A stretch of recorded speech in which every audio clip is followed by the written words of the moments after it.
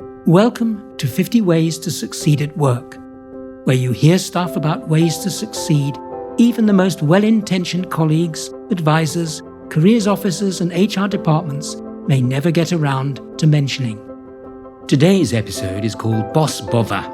Respect praise and show devotion, but don't piss off the boss. Does it make sense to get on the wrong side of your boss? Common sense says no.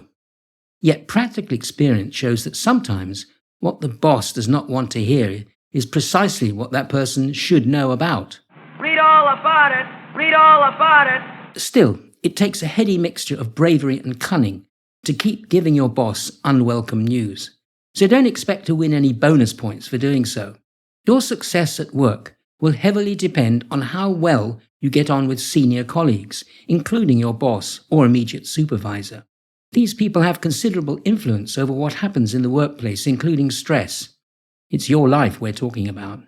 Managing up is when you consciously work with your boss to obtain the best possible results for you, your boss, and the organization. This is not about political maneuvering, being a doormat, avoiding work, rebelling, or trying to turn the tables on the higher level person. Instead, you make a deliberate effort to bring understanding and cooperation to a relationship between you both. It's common to find bosses and subordinates working at cross purposes, so make sure this does not happen to you. For example, set out to understand your boss's needs and make yourself known as a stellar employee by exceeding that person's expectations. If you fail to manage your boss, there will be understandings that go wrong, wastage of time and efforts, inability to convert your ideas or their ideas into action, lack of promotion, and reduced influence within and outside the organization. So try to get inside their mind. No matter how bad your boss is, there will be some consistency in behavior.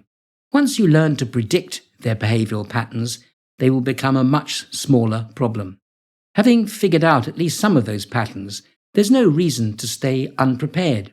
Much like the weather, your manager's moods will constantly fluctuate, but their personality will show clearly defined patterns just like any climate.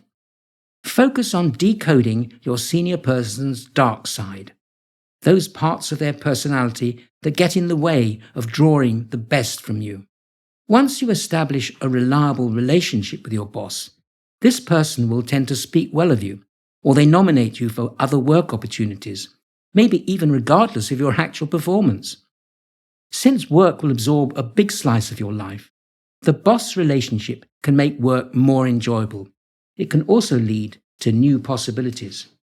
You don't need to be best friends with those in charge, nor do you need to be passive in the face of abuse or disrespect.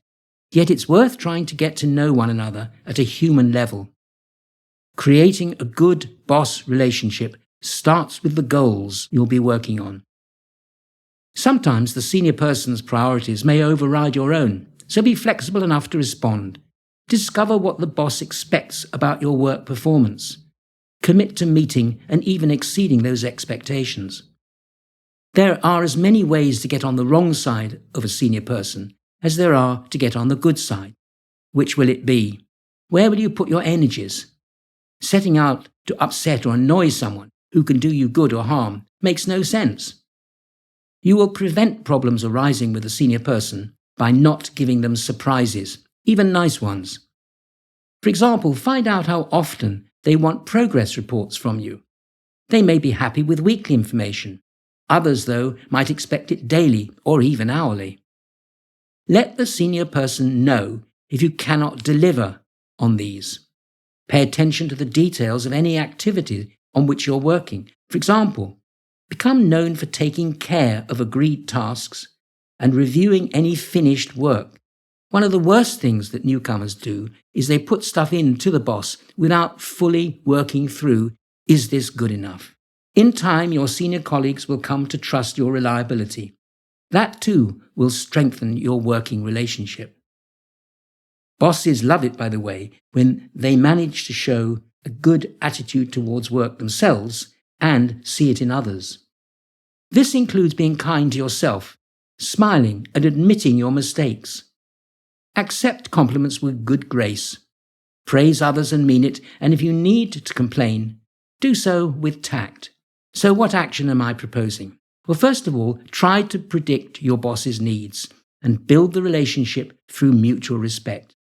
Secondly, admit your mistakes and accept rebukes with good grace and thank the person for the feedback, however unwelcome it may seem.